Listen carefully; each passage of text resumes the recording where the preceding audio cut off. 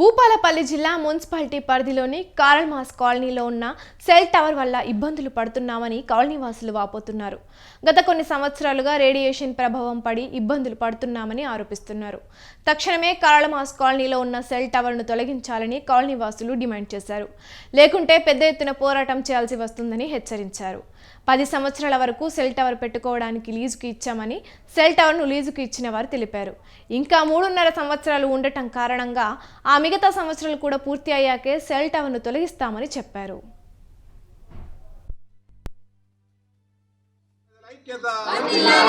తొలగించాలి సెల్ టవర్ను ఇక్కడ నుంచి వెంటనే.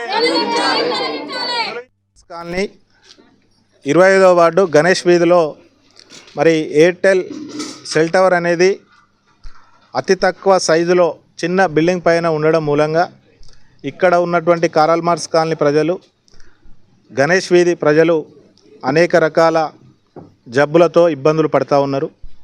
ఈ విషయమై గత కొన్ని సంవత్సరాల నుంచి అనేక పోరాటాలు నిర్వహించడం జరిగింది. సెల్ టవర్ నుంచి కూడా సెల్ టవర్ ముందు కూడా పెద్ద ఎత్తున ధర్నాలు చేయడం జరిగింది. అదేవిధంగా ఈ రేడియేషన్ వల్ల